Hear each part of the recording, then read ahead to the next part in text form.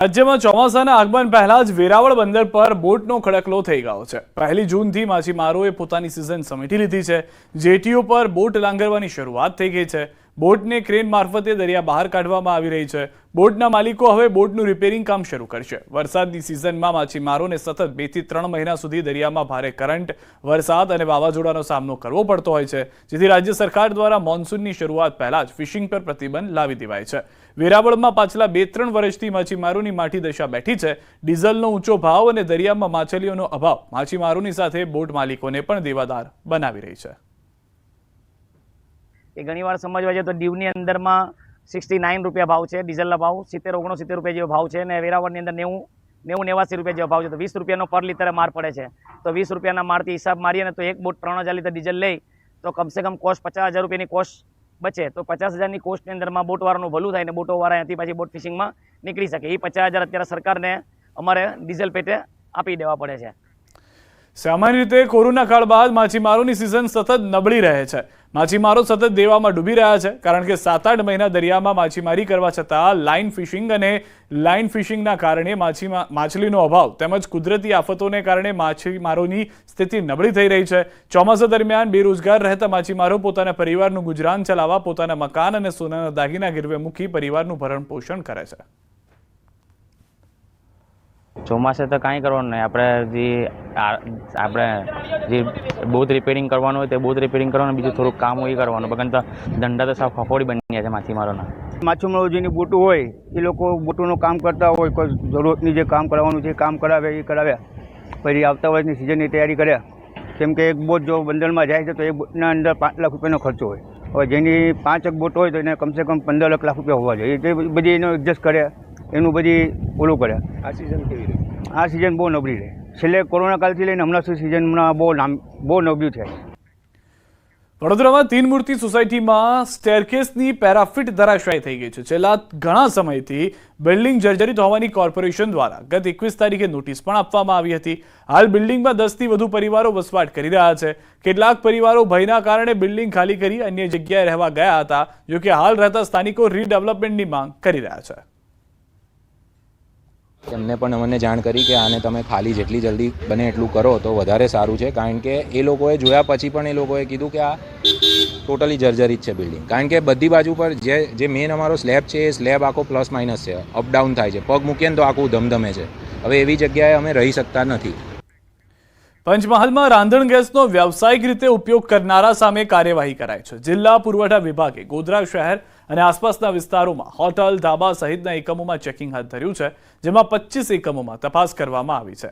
જે દરમિયાન રાંધણ ગેસના સિલિન્ડરનો ગેરકાયદે રીતે ઉપયોગ થતો હોવાનું સામે આવ્યું છે, જેમાં 63 રાંધણ ગેસના સિલિન્ડર જપ્ત કરવામાં આવ્યા છે અને એકમો પાસેથી 4 લાખથી વધુ દંડ વસૂલી કાયદેસરની કાર્યવાહી કરાઈ છે। મહત્વનું છે કે આગામી સમયમાં હજુ ગોધરા સહિત જિલ્લામાં પણ રાંધણ ગેસ સિલિન્ડરનો વ્યાવસાયિક એકમમાં ઉપયોગ અંગે તપાસ કરાશે, જેને લઈને વ્યાવસાયિક એકમના સંચાલકોમાં ફફડાટ વ્યાપ્યો છે। એકમો પાસેથી 4 લાખથી વધુનો દંડ જે છે તે વસૂલવામાં આવી રહ્યો છે। રાંધણ ગેસના વ્યવસાયિક ઉપયોગ સામે કાર્યવાહી તે માટે પણ થઈ રહી છે, કારણ કે તેઓ માટે અલગથી નોર્મ્સ છે। જે ઘરમાં વાપરતા હોય તે બાટલા તેઓ ન વાપરી શકે તેનું ધ્યાન હોવા છતાં, તેનો ખ્યાલ હોવા છતાં પણ તેનો ઉપયોગ કરવામાં આવી રહ્યો છે, જેને લઈને આ તપાસ કરવામાં આવી હતી અને દંડ વસૂલીની કામગીરી શરૂ કરાઈ હતી। ડોમેસ્ટિક એલપીજી ગેસ સિલિન્ડરનો અનધિકૃત રીતે જે કોમર્શિયલ ઉપયોગ થઈ રહેલો છે તેવા 25થી વધુ એકમોની તપાસણી કરતાં કુલ 63 ગેસ સિલિન્ડર ડોમેસ્ટિક જપ્ત કરવામાં આવેલા છે, જેની કિંમત થાય છે 1,90,165।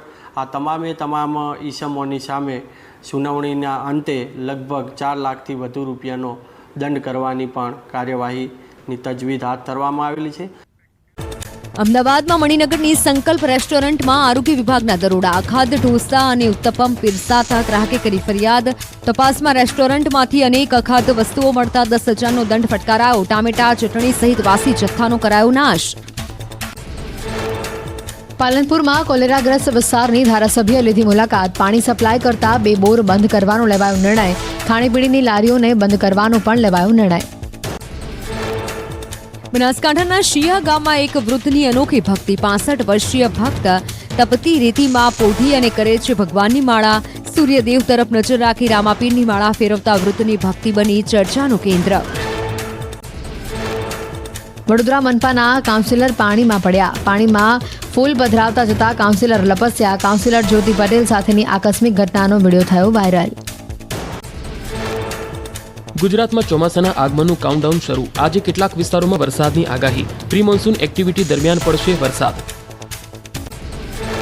પ્રી મોન્સૂન એક્ટિવિટીના કારણે રાજ્યમાં 7 દિવસ વરસાદની આગાહી. 15 જૂન આસપાસ ગુજરાતમાં વિધિવત ચોમાસાનો પ્રારંભ. કેટલાક વિસ્તારોમાં થંડરસ્ટોર્મની પણ આગાહી. આજે કેટલાક વિસ્તારોમાં જામશે વરસાદી માહોલ. દાહોદ, છોટાઉદેપુર, ડાંગ, નવસારીમાં થઈ શકે છે વરસાદ. વલસાડ, તાપી, દમણમાં પણ વરસાદની આગાહી. 8 જૂને છોટાઉદેપુર, નર્મદા, ડાંગ, નવસારીમાં વરસાદની આગાહી. વલસાડ, તાપી, દમણમાં થઈ શકે છે વરસાદ. 9 જૂને ગુજરાતના તમામ વિસ્તારોમાં વરસાદની આગાહી. 10 જૂનથી વરસાદની ગતિ તેજ હશે. પંચમહાલ, દાહોદ, મહીસાગરમાં થઈ શકે છે ધોધમાર વરસાદ.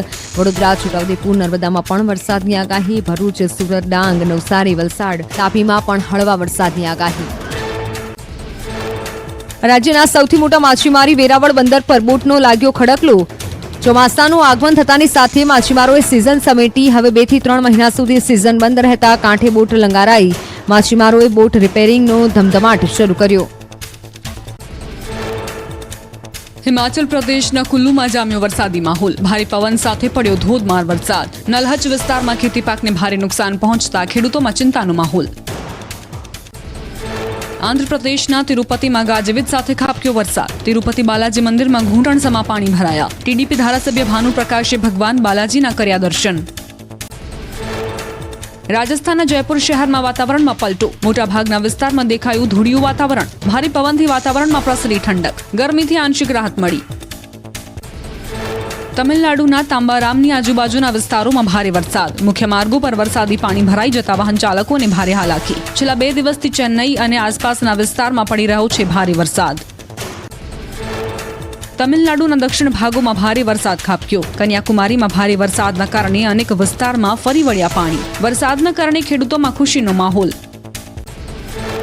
તમિલનાડુના નાથમ વિસ્તારમાં વરસાદની ધમાકેદાર બેટિંગ. ડિંડીગુલ જિલ્લામાં નટ્ટમ અને તેની આસપાસના વિસ્તારમાં વરસાદ. ડિંડીગુલ જિલ્લામાં ભારે વરસાદની હવામાન વિભાગની આગાહી. તમિલનાડુના ચેટિયાથોપમાં ભારે પવન સાથે વરસાદથી વૃક્ષ ધરાશાયી. રસ્તા પર જ ઝાડ પડતા વાહન ચાલકોને ભારે હાલાકી. વૃક્ષ ધરાશાયી થયું તે સમયે રસ્તા પરથી વાહન પસાર ન થતું હોવાથી જાનહાની ટળી. તમિલનાડુમાં દેવરી અંબકમ ગામમાં ખેતરમાં ગયેલા એક વ્યક્તિ પર પડી વીજળી. સારવાર માટે ખસેડાતા તબીબોએ જાહેર કર્યો મૃત. વરિયાંબકમ વિસ્તારમાં રાત્રે ગાજવીજ સાથે વરસ્યો હતો વરસાદ.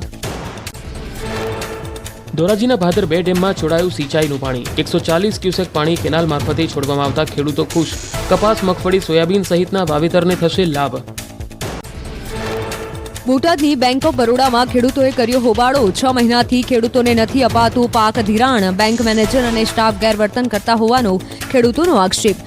7 દિવસમાં પાક ધિરાણ નહીં અપાય તો ઉપવાસ પર બેસવાની ખેડૂતોની ચીમકી. સુરેન્દ્રનગર જિલ્લામાં નર્મદા કેનાલની સમયસર સફાઈ કરાવવા માંગ ઉઠી. જર્જરિત અને બિસ્માર કેનાલો ખેડૂતો માટે અભિશાપરૂપ સાબિત થઈ. બિસ્માર કેનાલમાં ઠેર ઠેર બાવળ ઉગી નીકળતા ખેડૂતોમાં રોષ. સિંચાઈનું પાણી ન મળતા પાકને નુકસાન પહોંચતું હોવાના ખેડૂતોના આરોપ. ભાવનગર જિલ્લાના 13 જળાશયોમાંથી 10 જળાશયો થયા તળિયા ઝાટક. ગત વર્ષે ચોમાસાની સિઝનમાં 8 જળાશયો થયા હતા ઓવરફ્લો. આખરી ગરમીના કારણે જળાશયો સુકાયા. જીવાદોરી સમાન શેત્રુંજી ડેમમાં માત્ર 14 ફૂટ પાણી જ બચ્યું.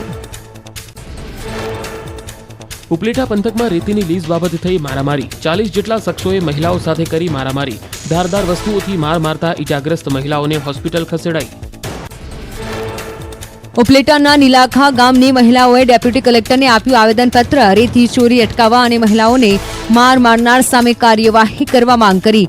વેણુ નદીમાંથી રેતી ચોરી બંધ નહીં થાય તો ઉગ્ર આંદોલનની ચીમકી ઉચ્ચારી.